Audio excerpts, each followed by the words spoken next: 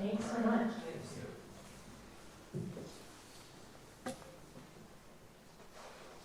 All right. Hello, everybody. My name is Eric Satterman. I'm a non-traditional student majoring in supply chain management here at the Stephen College of Business. Today, I'm going to talk with you guys about empathy in leadership.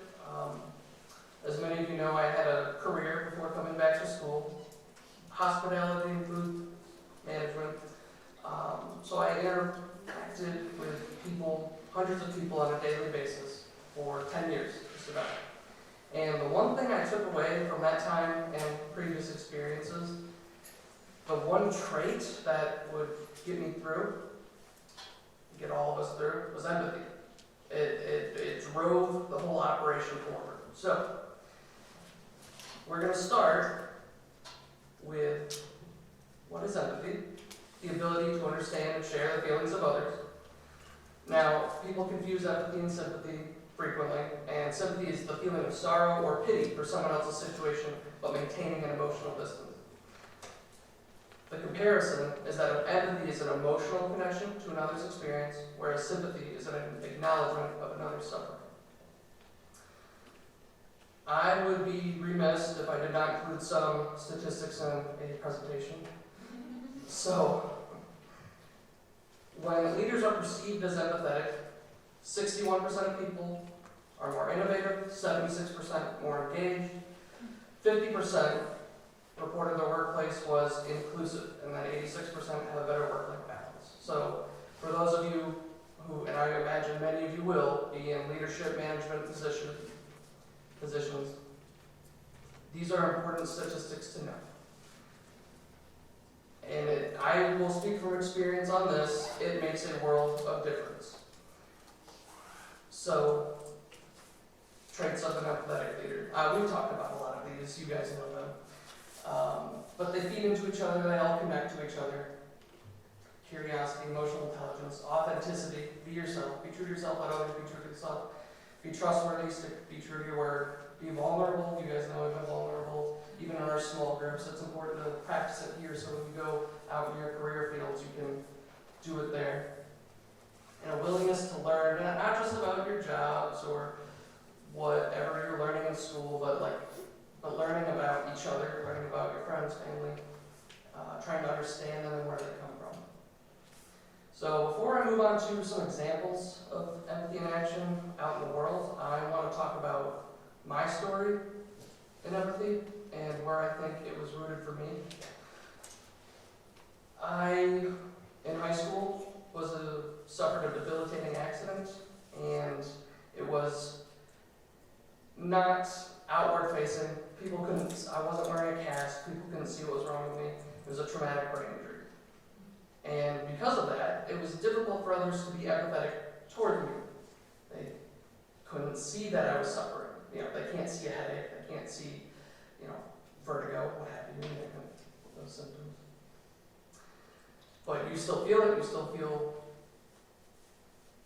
like you're suffering, and even if they acknowledge it, it's not the same as them putting themselves in your shoes.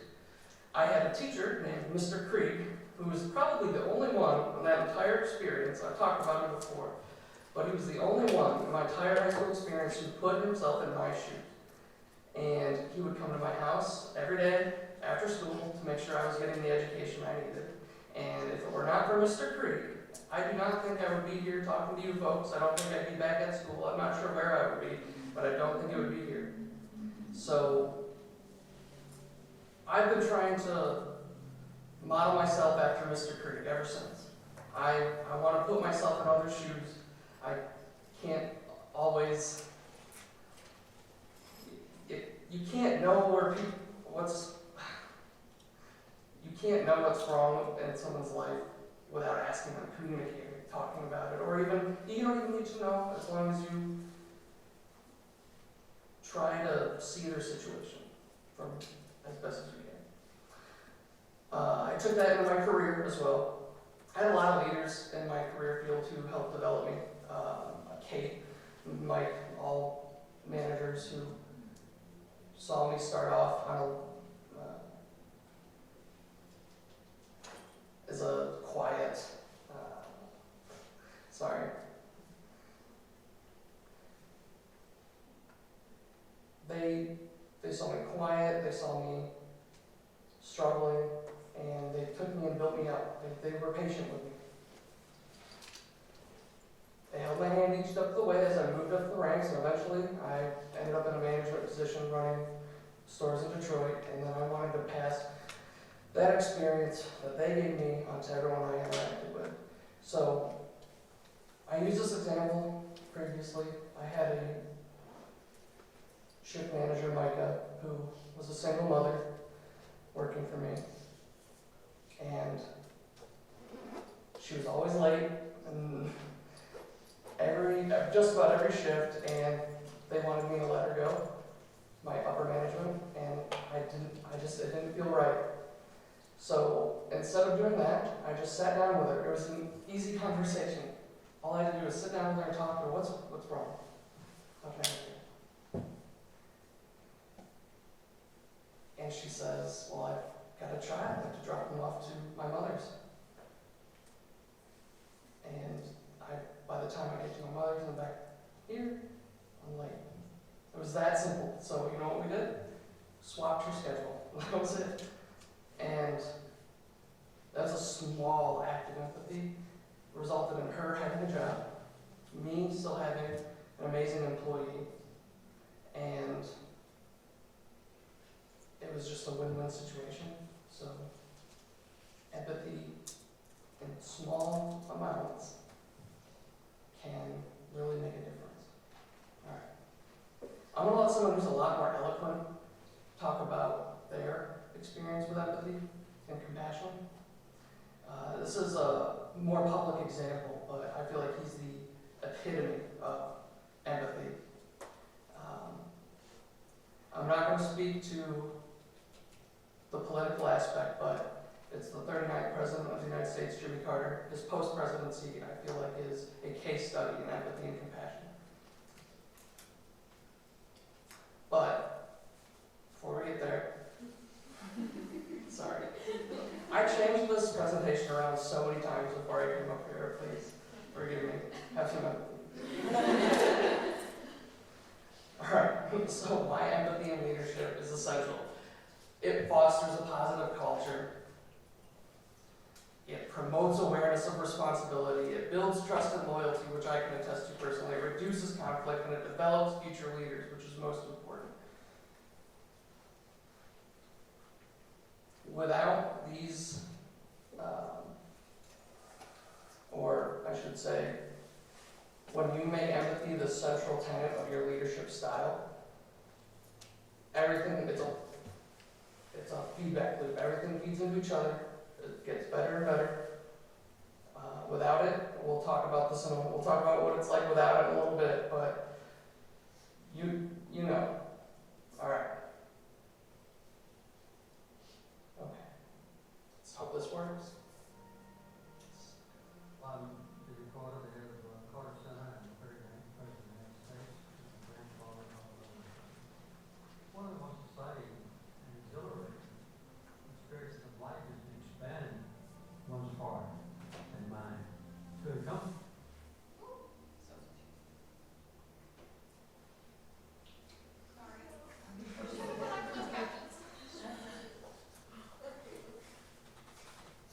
We'll get there.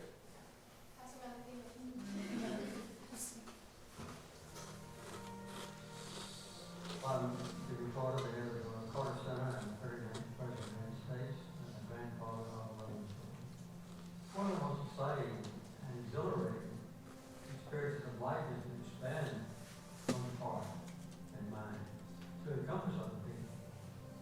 This is not a sacrifice.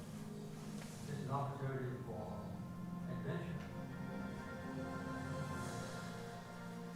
To me, empathy is the ability to put oneself in the position of another different person. If you empathize with another person, you can understand their feelings. You can anticipate how your actions might affect them. At the Carter Center, we deal with the most poverty-stricken and needy people on earth in 65 different nations in the world. 35 of those countries, not surprisingly, are in Africa. And we go into live on $1 per day. It's hard for us in America to imagine how we could get along with just $1 a day to pay for food and housing and clothing. Obviously, you wouldn't have anything left over for education or health care or self-respect or hope for the future. When we are in a position of superiority, say in material wealth or prestige, there's a very troubling temptation to look down on people who we don't understand. So my ability to understand the people of Ethiopia and other countries, I think is an important element of my present use since I left the White House. Certainly within a classroom or a school or a neighborhood, there are sharp differences between people who are fortunate in every way and those who are in need. So whenever we think we might be making a sacrifice for the benefit of other people who are different from us through compassion or empathy, we always find that the benefits we get are much greater than any sort of discomfort or inconvenience that we might experience in breaking down these barriers between us and other people. It just adds a new and exciting and gratifying dimension of life.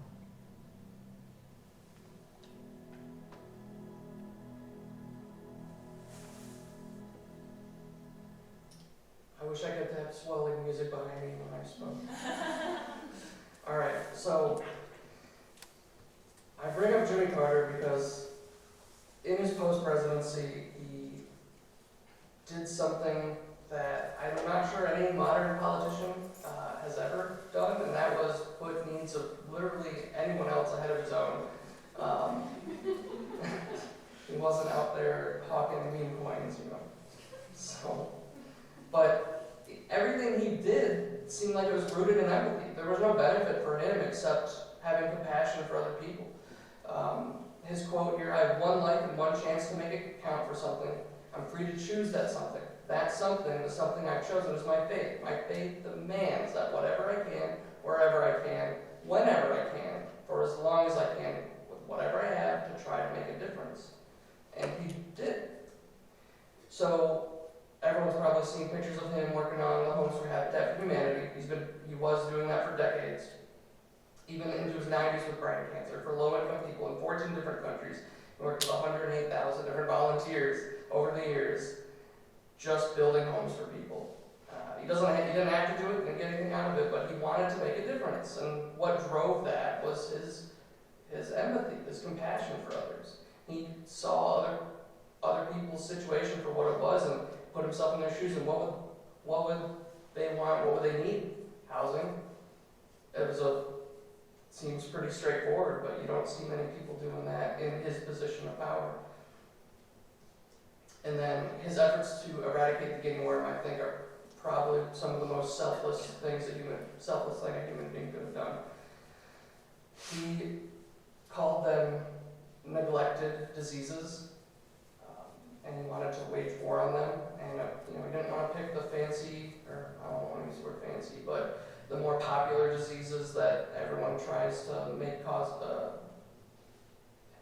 starts their cause for. He wanted to do something specifically that no one touched. And so the guinea worm affected in 1986 when he started his work, 3.5 million people per year, led to lifelong disabilities or outright death in particularly Africa. In this image here, he traveled village to village trying to find out how he could help, what they needed. In this image, he's asking who here has been affected by guinea worm, and everyone raising their hand is someone who's been affected by it.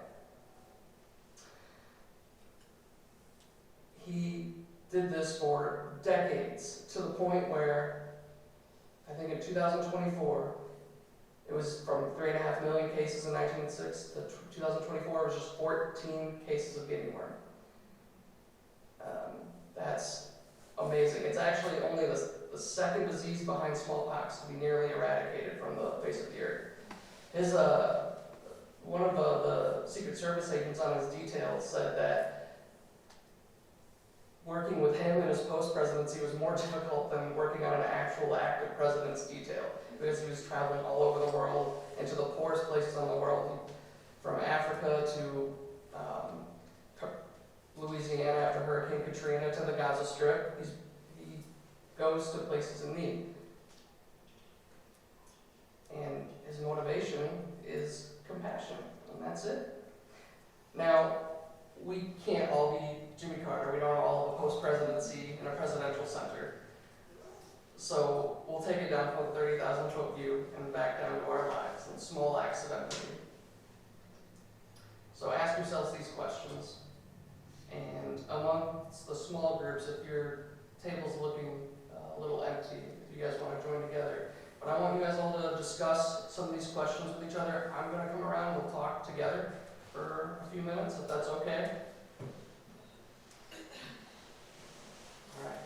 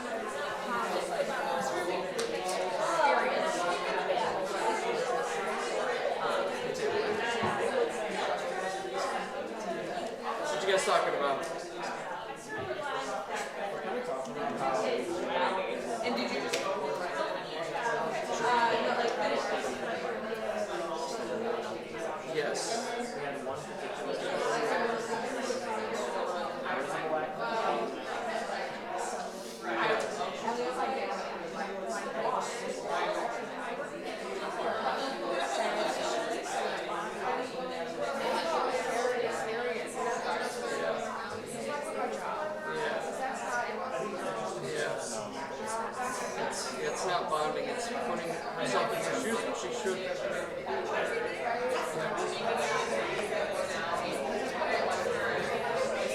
Have you guys been in an environment without empathy where it didn't feel like you're down?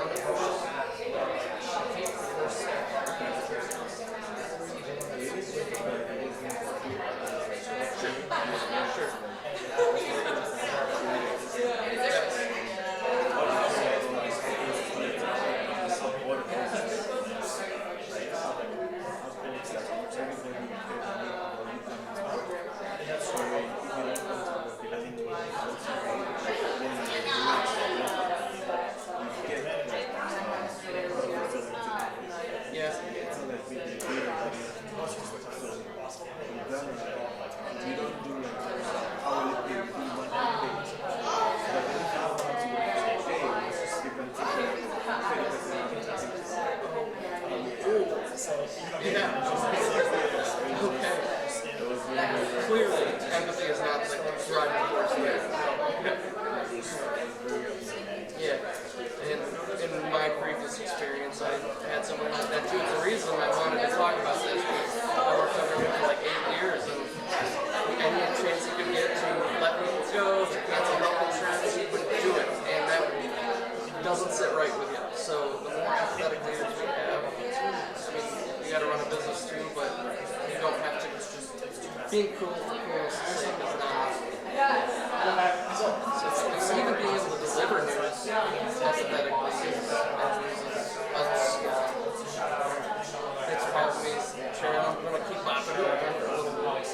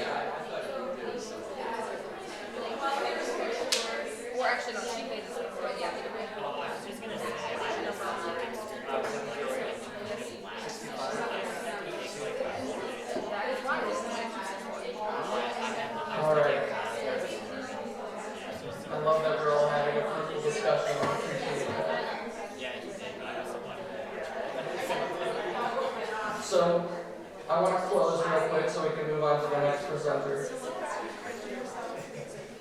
Thank you. I do appreciate the discussion. Thank you. So I just wanted to reiterate why I chose empathy, and it's because I've worked in an environment where there wasn't always, empathy was not the driving force. And it's hard for your soul to be in that sort of position.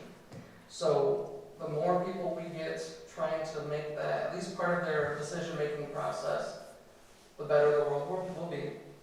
I'm sure we've all had plenty of examples how empathy, the lack of empathy, played a role in decision-making for you or for someone else. But I want to thank you all for your time, and hopefully we can continue this discussion later.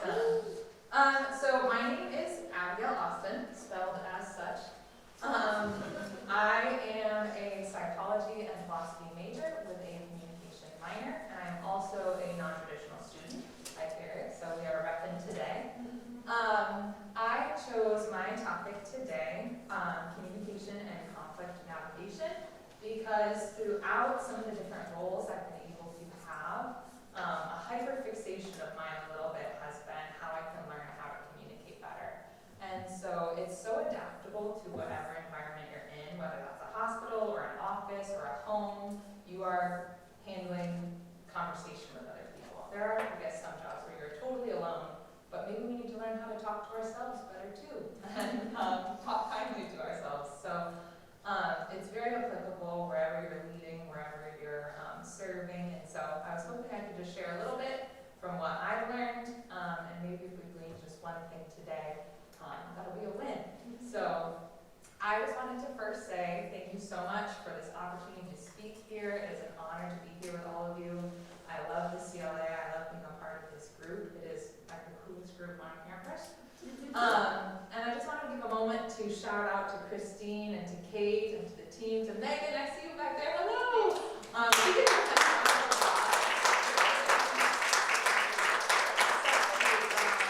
are leading through change, they are owning the roles, and they are really exemplifying empathy and what it is to be a great leader. So I'm honored to be here with all of you and to be a part of such a cool team.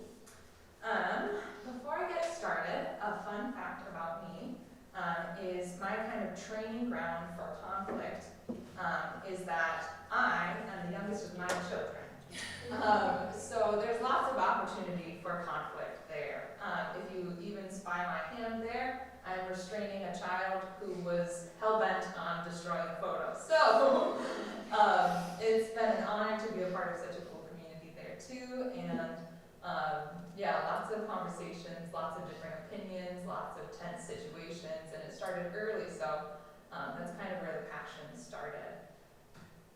My work experience, how you can kind of follow the thread. When I was asked to speak and share on a leader lab, I'm not sure if any of you have ever experienced something, it's like a phenomenon that's super niche and nobody knows about, but it's called imposter syndrome.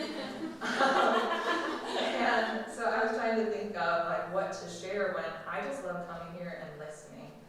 Everybody in so many different fields, so many different interests, so many different experiences. I am humbled daily every time we join together, and so there's just little lessons I learned along the way that I thought maybe they stuck with me when I learned them, and I thought we could share and we could practice today together some of the communication and conflict navigation skills. So we're going to get up today, we're going to talk to each other. I know some of us are introverted, I am sorry, but it's good for us sometimes. And so we're going to do some of that today and just kind of share and practice together. So thank you for being here with me and for listening to me for a little bit. was when I started to really figure out this passion for conflict navigation and what I call hostage negotiation.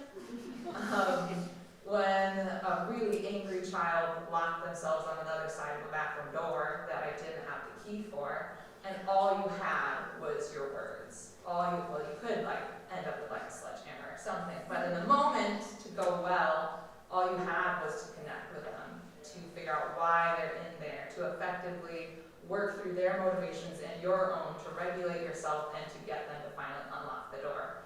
And afterwards I was like, that's kind of fun. It was really low stakes conflict, but it was like, I really liked it and I really enjoyed it. And so then when I was doing some health coach training, there was a book we read called Motivational Interviewing that I just like read the first page and I was like, this is it, this is the stuff, this is so cool. It's talking through when you want to help another person, how you can, what perspective you can employ, and what tools you can use to be able to help themselves effectively, and kind of the checks and balances within our reflexes to help that might not actually help us help them. Then as a children's ministry leader for probably about services of like 100 to 150 kids at a time, lots of opportunity for conflict there, and I got to do a conflict de-escalation training with retired policemen, firemen, EMTs that were like pretending to be really mad at you, and you would walk into a room and they were like really disgruntled people and you had to handle those situations. And that was a super cool opportunity. So throughout each of these experiences, kind of this passion of conflict navigation was able to be further grown in me through kind of the passion and the interest and other people kind of investing in that passion that I had. So just a quick side note of encouragement of whether you're at the job you want to be at or a stepping stone to the future, like you can continue your goals wherever you are. Right now as a program manager, as a manager of people, I'm reading Crucial Conversations, which is much more office-based. Yeah! Shout out! We like it. Much more office-based, much more conversational-based, how to connect with other people when the moment gets tense and how to stick in the conversation to be able to be heard and have them and hear them. And then as a CLA fellow, I got to go through a coaching skills training to be able to hear and listen well and guide well. And so all these different, this like mash of weird experiences all over the place really continued to foster this love for me. And there's been some lessons along the way, and also a photo of me if you forgot what I look like.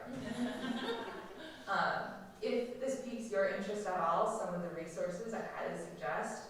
Whole Brain Child for working with children gave a lot of education around our facial expressions, our body language, how to work with somebody who's feeling so dysregulated. Motivational Interviewing, they have it tailored to in healthcare, in offices, in many different environments. And then Crucial Conversations is very applicable for anyone who talks to anybody. So it's really great. And then when you make a Canva via template, sometimes it guides you more than you guide it. And you're like, a quote? Sure, I'll throw a quote in right here. So I threw this up here. People don't care what you know until they know that you care. And so just kind of practicing today, how do we communicate that we care so that they can care what we know? What are the tips and tricks that we can learn to be able to make sure we don't miss that crucial first step in order to be heard? And so I think I found for me with communication a little bit, some of it seems really like self-explanatory or pretty basic. But it's kind of like parenting when like parents say like, well, that's what my parents did and I'm okay. And you just kind of get like a base understanding and operate with it. But the growth that can happen when you're like, I'm willing to kind of practice and learn a new skill here. I'm willing to kind of question kind of the basic understanding that I formed and see if there's a better way I can do this. And so sometimes that feels a little awkward, it feels a little new. And so I thought we could all join together and be awkward and new together. So I'd love to do some discussion groups real quick to get it started. In your small groups to be able to talk through, just for a couple minutes, real quick, some thoughts for you, experiences you had when a response made you feel either disconnected or misunderstood. I'm thinking like, we don't have to trauma dump here, but we can like, just like, even just the simple things where somebody looking at their phone, or somebody trying to fix immediately when you were just wanting to vent. If you could think of a situation, things that people do or something people have said and your experience with that, and then we'll share together as a group. So for just a couple minutes, go right ahead and talk about that.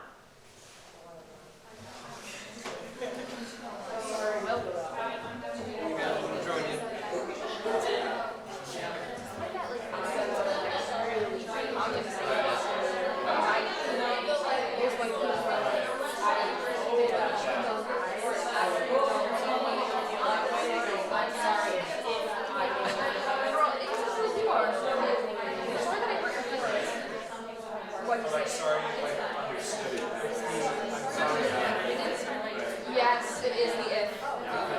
Sorry, Zach. And it was always with us.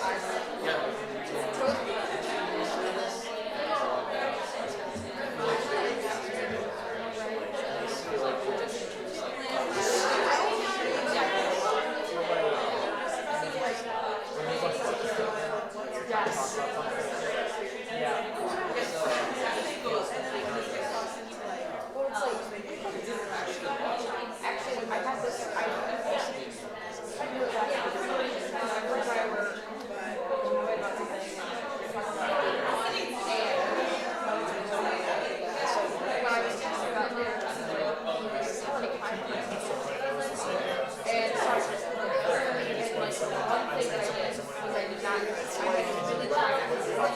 Because I know that immediately takes everything that I say and it makes it all really good.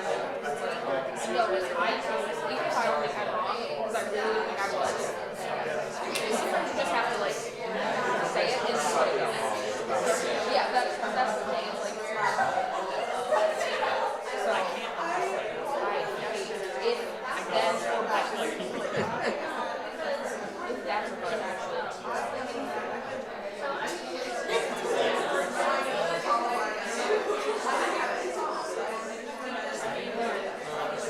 You know what I was feeling with that. That's what about it.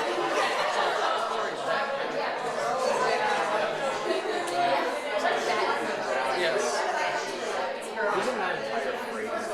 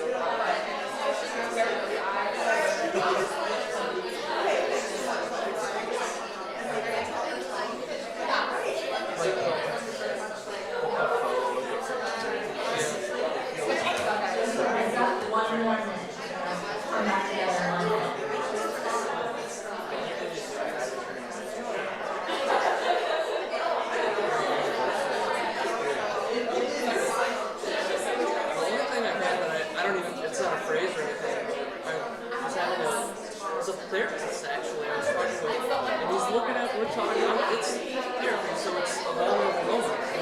He just yawns, and then doesn't even acknowledge, no, just keeps moving on like nothing happened. I actually didn't go back after that, I was like, okay.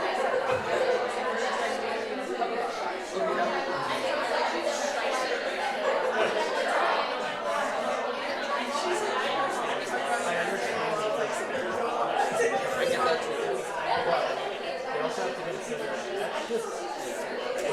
Yeah, if I've been talking about like getting groceries or something like that, I would let it go. But it was like an intense thing at the moment. Yeah. Yeah, and she's like, Eyes is over and it's like, okay.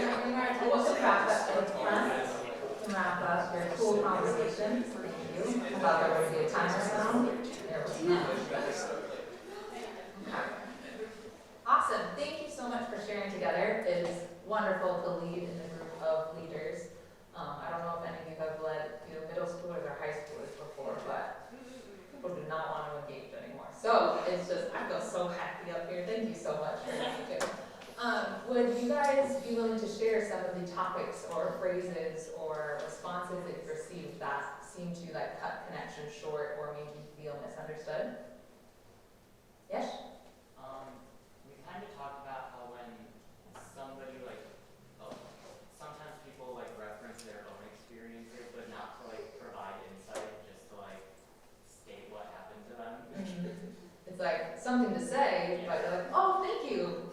That's a good point. I appreciate it. But might not have been what you're looking for. We're Yeah, we also talked about the same thing, but my experience is actually based on a recent conversation I had with my mother, I'm sure it was. But just like, when you're trying to vent or you're just like feeling some way and it's like, not even that deep, I was just like, oh, I'm mad about this thing. And then she was just immediately like, well, Anger's not going to fix anything. I'm like, okay, bye. Yeah, thank you. I'll talk to you later, I guess. Like this conversation, we all go back into like our mom folder a little bit, or parent folder. Any other thoughts? We talked about the distinction between like healthy interjection and like interruption, and not rounding back around and how that can feel not great in conversation. Yeah, like you're not able to finish and they're already on to something else. And like, oh, okay. Good point. Anyone else? Nikki? There's a difference between like, I'm sorry, like I made you feel that way, or like I'm sorry that like acknowledging that you did something wrong, but like I'm sorry you feel that way instead of I'm sorry if I made you feel that way. Yeah. It's like there's a very small difference, but it makes you like put the blame on the person that you're saying is feeling bad. Yeah, for sure. Those are all really great examples. Thank you so much for sharing with the group and for sharing with each other. I know it can start to feel a little like we can start to get nervous when we start to recognize the ways other people have made us feel, and then we don't want to make other people feel that way as well. But it's a little bit of a word here, or the way we said it, and so just arming ourselves with the information for me going forward, the awareness of how I could engage started to help me. What is this person looking for from this situation? What are my options for response? Because I even fall back on the like, they're sharing about something and you're like, I have a dog, I related, I did the conversation thing, and like that might not have been what they were looking for when they were talking about their dog passing or something. So just, it takes practice, it takes just awareness and talking about it with each other, so I'm really thankful for this time to be able to practice together. And so from some of the different resources that I had learned from, the ones that stuck with my brain, because my memory and retention has definitely been affected by social media, but the ones that have stuck with me, I thought we would share, and I hope that they would stick with you too, so that as you go forward, maybe it would just come up a little bit when you got into a situation or a conversation, or somebody locked themselves on the other side of a bathroom door, that maybe you could be like, I have some sort of something to try here. So let's try this together. Motivational interviewing is a really cool concept that is applied in many different environments, but one of the main teachings from this one has an acronym that was really easy to remember, where it is RULE. So rules for assisting others in behavior change. This is when you have an idea for somebody else about what they should do. You would like them to do it differently, but how to communicate that. So very practically, I think of like if you have a friend that's in a relationship that you know they need to get out of. Interpersonally, like that's one of that situations where you're like, break up with them, but your ideas just don't seem to cross that barrier. Or just any sort of situation like that at work where somebody needs to do something differently and you know the right way to do it, but they just can't understand. Some of these can help. So R means resist, means if they're sharing with you, you resist the righting reflex that's right away. Sometimes we think of the ways that they could do it better right away, and that's what they're looking for, and we share it right out the get-go. And so that can, some of you even shared some of those situations I was hearing, is like that can make you feel like, oh, I was trying to talk it through, not just get fixed right away. So we can resist that writing reflex and wait a little bit. Can you understand their motivations, not our own? So if it's a friend in a relationship, what are, like, you know what you want for them, but what do they want for them? What are their goals? They'll connect to that way more than yours, your own goals for them. Listening to their story, making sure that you are talking less if this is your goal in this sort of situation, and hearing from them so that they can share their motivations, and empowering and understanding that they are the ones in charge of their own life. They are the experts in their own story. Even if we think we know what's best for them, they are the experts in the actions that they can take and what's possible. Because the thing that really changed a lot of my understanding is that people are much more likely to listen to their own ideas than yours. There's like an immediate bias towards what they come up with. Even if it was like your idea, if they think they came up with it, like, it's a bias that it's already a good idea. And so we don't want to force people to play devil's advocate against our good ideas that we keep giving to them. So in this example, it was somebody trying to quit smoking, or who should, and you're telling them, dude, you really got to, because this reason, this reason, this reason. Their brain is automatically put in the spot of, no, but I couldn't because this, and that would be impossible because this, and then they're rehearsing all the reasons why they can't. Just a tiny little switch of verbiage, and you can get them thinking through all the ways that they could. And so if you try, like if somebody's sharing with you, you say, what do you feel like would need to happen for you to be able to quit smoking? Instead of saying, you should quit, they all of a sudden go, well, I wouldn't be at the same job. The stress is too high. I would need to be going to bed, I would need to, and they're all of a sudden going through all the ways that they could. Immediately, that's just a different space to be in, and it's much more likely that they're able to enact that behavior change because they like their own ideas and they're rehearsing the ways that it could be possible. And so that was just such a tiny little shift that has stuck with me over time to be able to ask them, what would you need instead of you need to? So just a super tiny little shift that I thought we could practice today. So I'm thinking maybe it'll take a little bit more time, but I think we should get up and move a little bit. So we'll partner up, we'll pick a spot in the room, just go ahead and get up out of your chair, stretch a little bit as you do.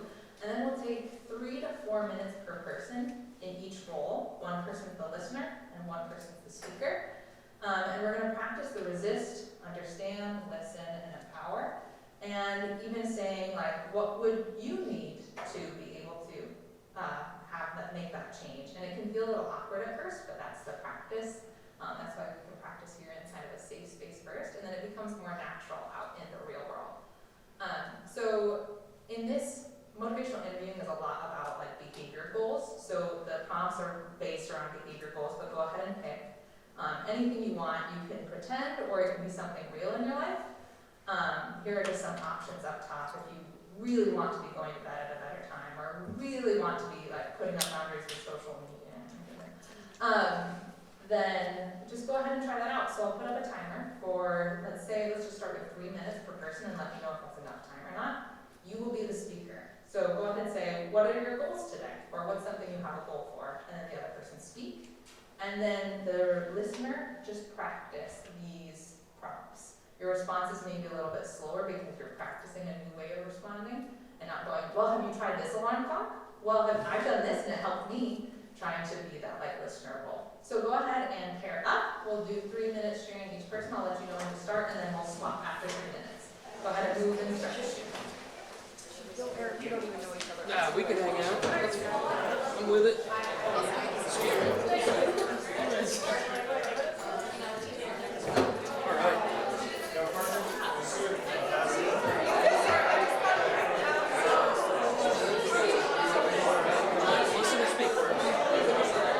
Go ahead and raise your hand if you do not have a partner. Raise your hand if you do not have a partner. All right.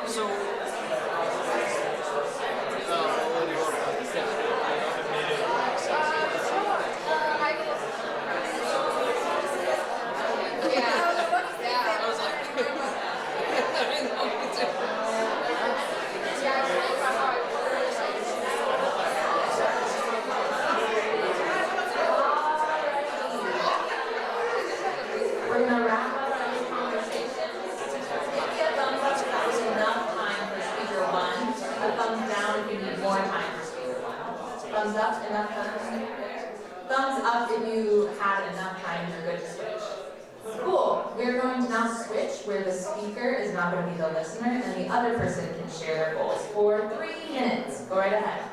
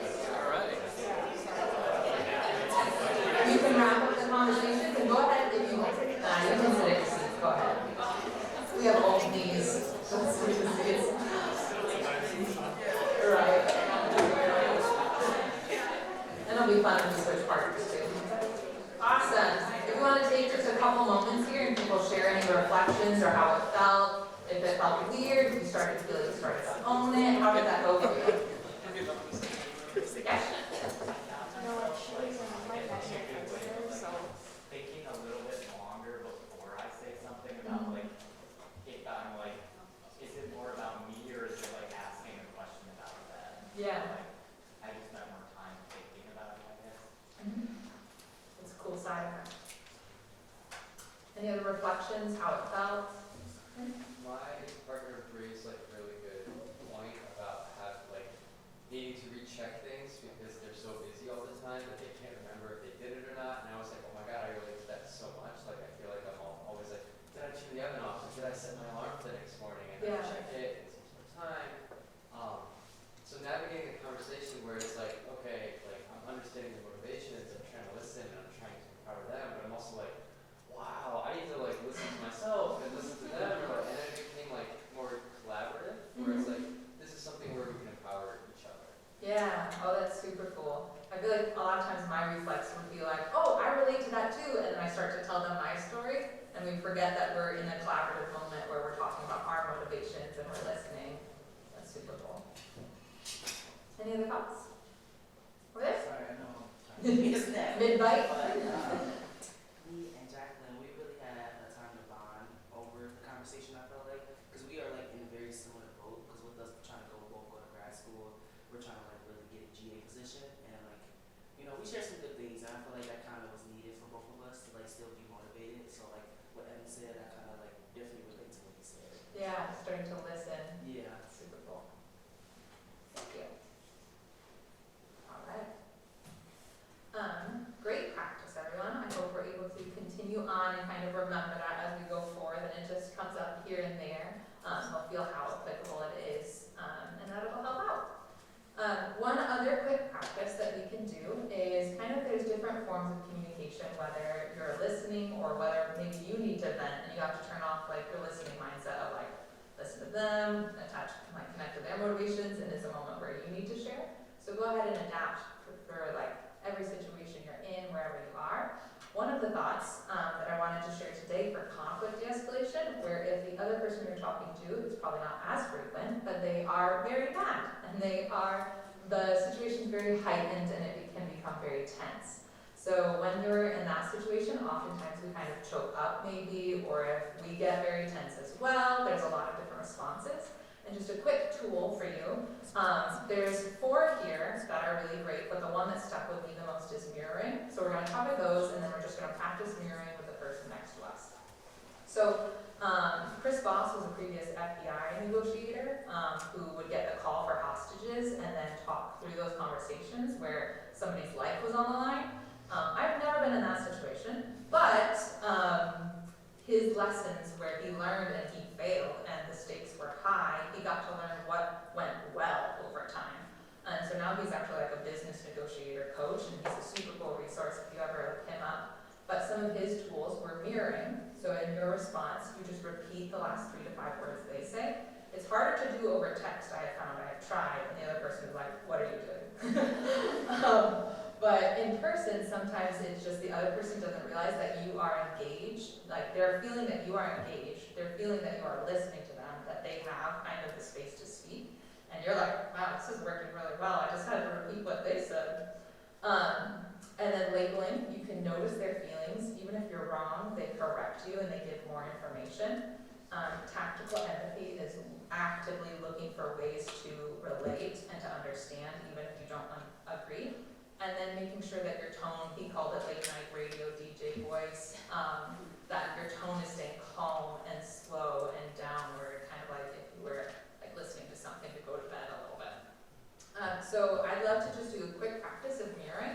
It's one that feels different for me especially, and so even just like 2 minutes with the person next to you probably, if you share something that makes you mad, try to keep it simple and don't bring up like politics or something. We're gonna be here for 2 hours. But like something simple, so like hot dog sandwiches, eating a taco from the top, if pineapple belongs on pizza, I don't know if anybody can think about the things that are ridiculous that people can get mad about, but like try to pretend to be like a little bit upset and let yourself go a little bit. And the other person, just for a couple sentences, you practice saying like, and then he threw it at you, and you're like, and then they keep going, you're like, and then you repeat the last 3 to 5 words of their sentence. That made you really mad. And it can feel weird because you're not adding anything, but the mad person can start to feel more safe with you, more relaxed, and then they can actually start to calm down. So it can feel a little odd, a little awkward, but really try it. Listen for the last couple sentences and just respond that way to keep hearing. So we're just going to do it with the person next to you. If everybody has a person next to you or somebody at the next table, we'll just do like 2 minutes each. So first person, decide who's going to be the speaker. and then go ahead and then share something ridiculous that makes you mad. And the next person just listen and mirror the last couple sentences they say. Go right ahead.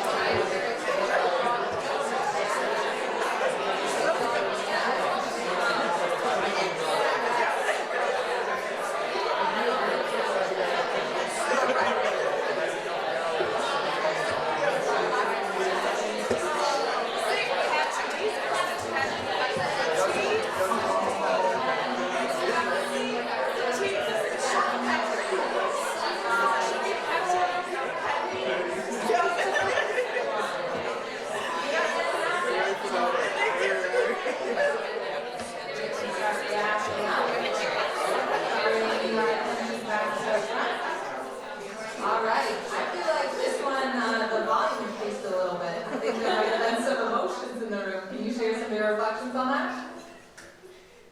Silence, go ahead. Like you mentioned, it is kind of awkward to do it, especially because we were kind of coming up with some ridiculous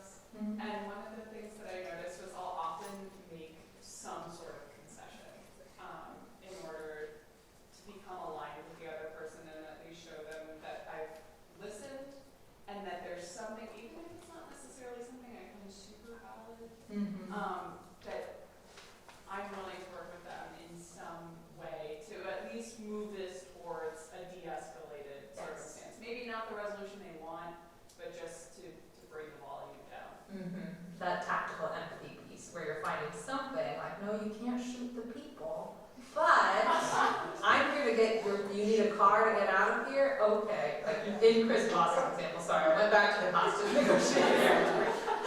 But like in his example, like to find, obviously you don't agree with their methods, but they need $1 million, otherwise they're gonna kill people. But like, I'm here to help you get out of this situation. Like that's what he would say to them, so they knew they had someone on their team, even though you completely disagree with them, their entire life view and what they're doing right now. So that's really powerful. Isa? I just realized I was doing this wrong. So I was more hyping it up and like share venting. Yeah. The late night DJ voice was gone and you're like, you should do that.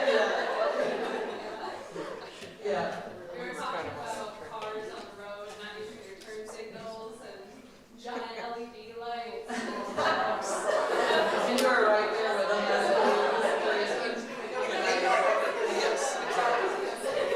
Yeah. Guys, if you could just bring it back, we're almost done. Just one moment. Go ahead. Kind of similar. We both agree with the other person's ridiculous idea, so it was definitely interesting putting this in that situation, but I can definitely see when you disagree on something, because it's almost like you're blocking your own emotions, and it's kind of like, in the first activity that we did, the R in rules, it was like you're stopping yourself from, I forgot what it was called, resisting the reflex of like saying, oh no, you're actually supposed to do this, kind of blocking your own emotions and trying to work through theirs. And so that was really interesting paired with the other activity. Yeah, that's a great point. Thank you. I think it's really important to remember that this is like a specific situation too, that you're blocking your own emotions. This isn't to connect with somebody. This isn't to like have your partner make you like understand you. This is specific in those situations and that you can adapt them depending on what your goals